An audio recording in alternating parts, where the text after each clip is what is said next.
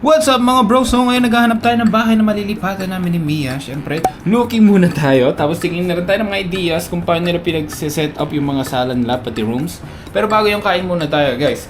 At nakasalubong din namin dito si Kuya Ezra. Long time no see brother! Ayan, nagkaroon na kami ng ref. Tsaka yung mga gamit sa bahay. Ayan, buti paldo tayo guys. Nasa comment section lang yung link. Ano pa hinintay nyo? Maglaro na din kayo.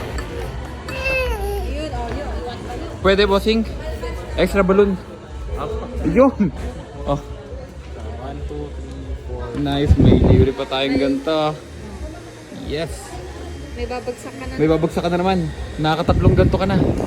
So yun na nga. Yung pinambili natin ay napanalo na lang natin. Ayan oh. Sa mga gusto ng balato dyan, mga maglalaro, comment your QR. Naka 17k din tayo dyan sa ref na yan. Pero okay lang. Worth it naman.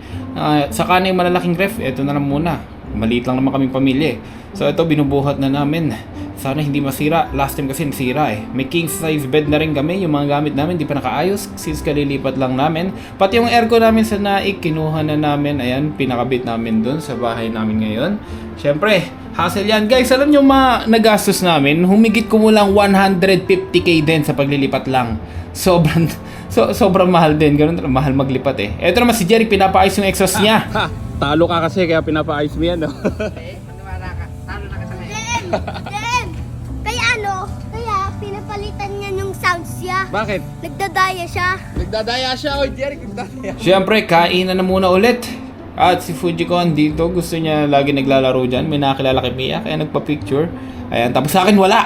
Pero okay lang yan, dito tayo sa Wilcon. Hanap pa tayo ng mga bagay na kailangan natin sa bahay. Ayan. Si Mia naman nakakalam ng mga kailangan. Ako lang taga-provide ng gastusin. Buti lang paldot tayo sa mga gusto maglaro. Nasa comment lang po yung link. Ayan, pati electric fan. Actually, si Mia na bahalang pumili sa mga kulay-kulay eh. Ako talaga taga-approve lang. Habang pauwi kami, napunta kami ng gabi, nakita namin si Gary. Ayan, si Gary, yo! Tanda ko yung kotse niya. Ayan, kinabukasan, ikakabit na yung aircon. Yun nga lang, ang dami pang pinaayos-ayos dyan. Kailangan ng plyboard, ganoon. Medyo natagalan din talaga pag-ayos yan. Ayan, kailangan natin magpaalam muna kay Magma. Kasi isa lang yung parking, yung bahay na nakuha namin. Kaya Magma, dito ka muna. Babalikan kita, okay? Dyan muna si Magma. Si Marga muna dadalhin. Sis pang family car muna. Guys, sa mga gusto maglaro, yung link nasa comment section lang. Try mo na din. Gusto mo ba nito? Guys, pumaldo lang ako sa link na nasa comment section. Kaya itry mo na din, bro!